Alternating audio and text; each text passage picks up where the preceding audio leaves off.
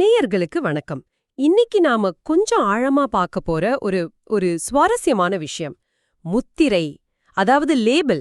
ஆமா, நம்ம பொருட்களுக்கு கொடுக்கிற பேர்ல இருந்து நம்மள நாம எப்படி அடையாளப்படுத்திக்கிறோங்கிறது வரைக்கும் இந்த முத்திரைகள் நம்ம வாழ்க்கையில எவ்வளவு பெரிய பங்கு வகிக்குதுன்னு பார்க்கலாம். இதுக்கு நமக்கு வழிகாட்டியா இருக்கிறது ஸ்ரீமத் சுவாமி சித்பவானந்தர் அவர்கள். அவரோட டெய்லி டிவைன் டைஜஸ்ட் புத்தகம் இருக்கு இல்லையா, அதுல நவம்பர் 4ஆம் தேதிக்கான பகுதியில த லேபிள்னு ஒரு தலைப்பு இருக்கு. அதுல இருந்து தான் இந்த கருத்துக்களை நாம எடுத்திருக்கோம். நம்ம நோக்கம் என்னன்னா, இந்த முத்திரைகள் எப்படி நமக்கு யூஸ் ஆகுது, எங்க நம்மள தப்பா வழிநடத்த வாய்ப்பு இருக்கு, முக்கியமா நம்ம வேலை, நம்ம தனிப்பட்ட அடையாளம், இதிலெல்லாம் இந்த முத்திரைகளோட உண்மையான அர்த்தம் என்ன, இத சுவாமிஜியோட பார்வையில புரிஞ்சுக்க முயற்சி பண்ணலாம். சரி, ஆரம்பிக்கலாமா? முதல்ல இந்த முத்திரைகளோட அடிப்படை இயல்பு என்னன்னு பாப்போமே. மூல நூல் சொல்லுது, ஒரு பொருள் அதன் முத்திரையால் குறிக்கப்படுகிறது. அது வழிகாட்டும் கொள்கையாகும். இத பத்தி யோசிச்சா கொஞ்சம் ஆச்சரியமா இருக்கு இல்லையா? இந்த முத்திரைகள் இல்லைனா இந்த உலகத்தை நாம எப்படி ஹேண்டில் பண்ணுவோம்? கடையில ஒரு பொருள் தேடுறதுல இருந்து மனுஷங்கள பத்தி பேசுறது வரைக்கும் எல்லாமே ஒரு மாதிரி குழப்பமா ஆகிடும் போல. நீங்க சொல்றது ரொம்ப கரெக்ட். முத்திரைகள் தகவலை ஒழுங்குபடுத்துறதுக்கு, உலகத்தை வகைப்படுத்துறதுக்கு ரொம்ப அவசியமான கருவிகள் தான். அது ஒரு மாதிரி மைண்ட் ஷார்ட்கட்ஸ் மாதிரி. ஆனா இங்க தான் சுவாமிஜி ஒரு முக்கியமான விஷயத்த சொல்றாரு, ஒரு எச்சரிக்கை மாதிரி. அவர் சொல்றாரு, சில சமயங்கள்ல ஒரு முத்திரை மனிதனை தவறாக வழி நடத்துகிறது.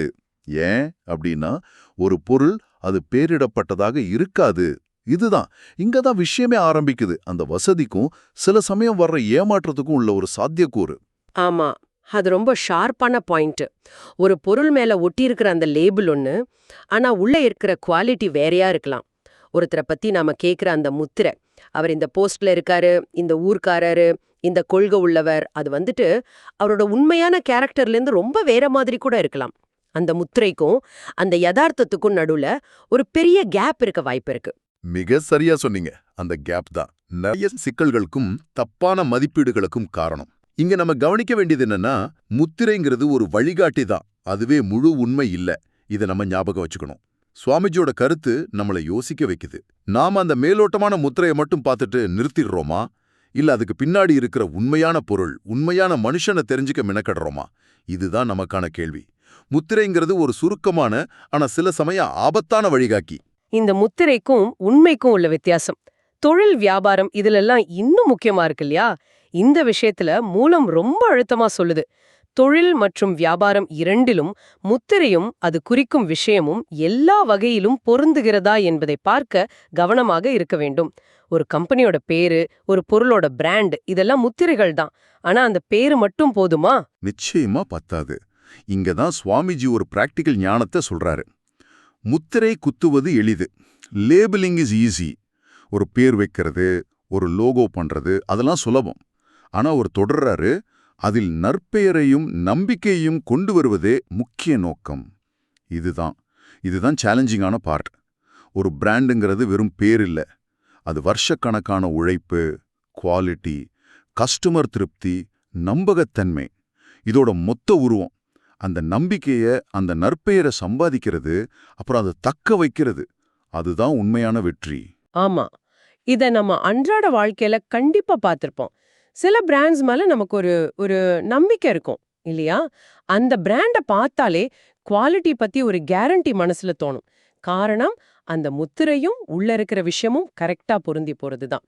அதே மாதிரி சில புது பிராண்ட்ஸ் நாம கொஞ்சம் சந்தேகத்தோட பார்க்கறதுக்கும் இதுதான் காரணம். அந்த முத்திரைக்கு பின்னால இருக்கிற நம்பிக்கை இன்னும் பில்ட் ஆகல. இங்கதான் அந்த கவனமா இருக்கணும் அப்படிங்கிற எச்சரிக்கை முக்கியமாகுது. இது கூடவே சம்பந்தப்பட்ட இன்னொரு ஆழமான கருத்தினும் மூல சொல்லுது. மனிதன் தன் தொழிலுக்கு உண்மையாக இருக்க வேண்டும் என்று எதிர்பார்க்கப்படுகிறது. இது வெறும் கம்பெனி பிராண்டுகளுக்கு மட்டும் இல்ல, நம்ம தனிப்பட்ட ப்ரொஃபஷனல் இன்டெகிரிட்டிக்கும் இது பொருந்தும். நீங்க எந்த ஃபீல்ட்ல இருந்தாலும் சரி, டாக்டர், டீச்சர், தொழிலாளி, ஆர்டிஸ்ட், உங்க பதவி இல்லனா தொழிலுங்கிறது ஒரு முத்திரை. ஆனா அந்த முத்திரைக்கு நீங்க உண்மையா, நேர்மையா, திறமையா இருக்கீங்களா? அதுதான் கேள்வி. அப்போ இது வெறும் திறமை சம்பந்தப்பட்ட விஷயம் மட்டும் இல்ல, ஒரு மாதிரி அறம் சார்ந்த விஷயமாவும் பார்க்கப்படுது. நம்ம சொல்லுக்கும் செயலுக்கும் உள்ள தொடர்பு மாதிரி.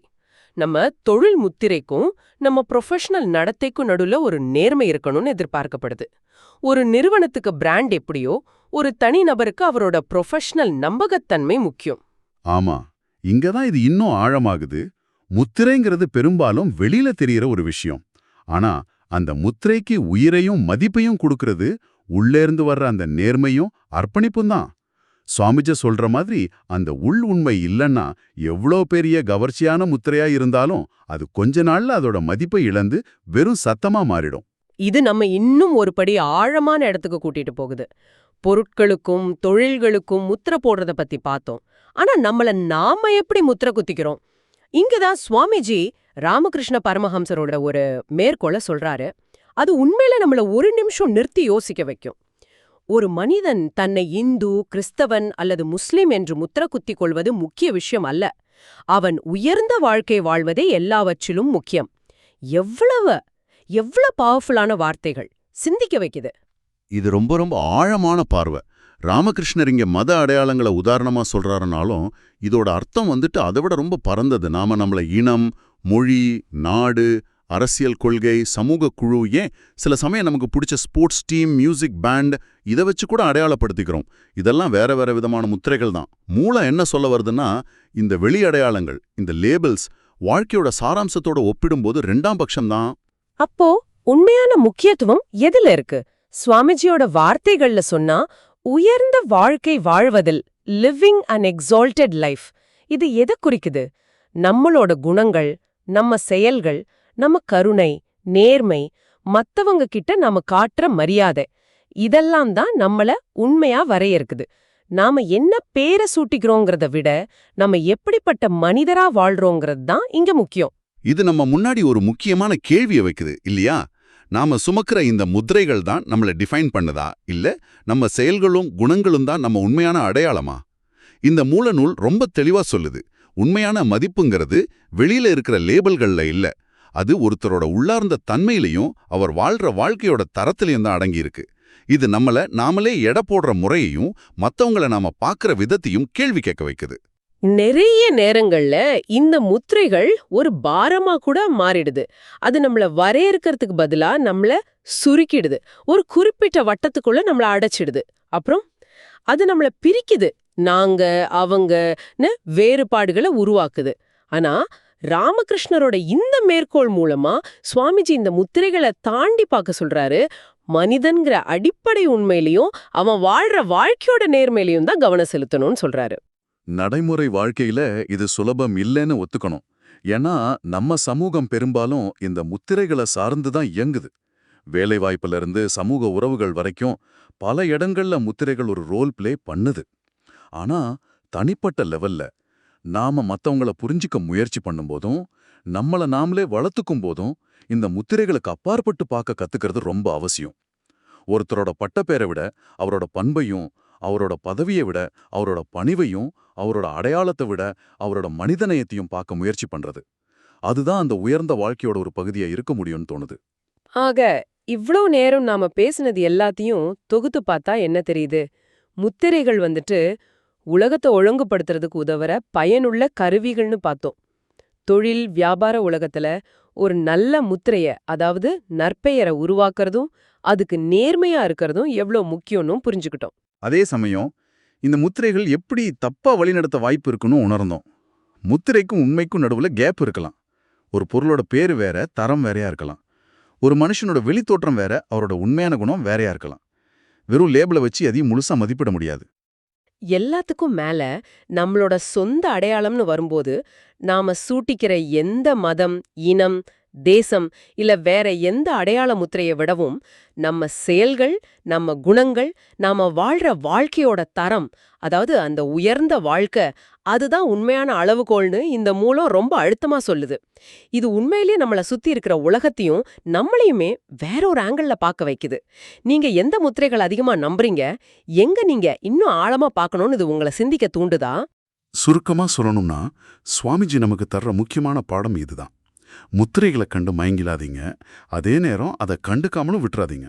அது யூஸ்ஃபுல் தான், ஆனா அதுவே எல்லாம் இல்லை. ஒரு பொருளோட உண்மையான மதிப்பையும் ஒரு மனுஷனோட உண்மையான குணத்தையும் அறிய அந்த முத்திரையோட மேற்பரப்புக்கு அப்பால பாருங்க, ஆழமா பாருங்க. நேர்மை, உண்மை, அப்புறம் அந்த உயர்ந்த வாழ்க்கை வாழ்றது மூலமா வெளிப்படுற அந்த உள்ளார்ந்த மதிப்பு தான் உண்மையான நிலைச்சு நிக்கிற அளவுகோல். முத்திரைகள் வழிகாட்டலாம், ஆனா நம்ம முடிவுகள் அதை தாண்டினதா இருக்கணும். இன்னைக்கு நாம சிந்திச்சதோட சாரம் இதுதான். முத்திரைகள் நமக்கு வழிகாட்டினாலும் அவை முழு உண்மையையும் சொல்லாம போகலாம். சில சமயம் நம்ம பார்வைய கூட குறுக்கிடும்.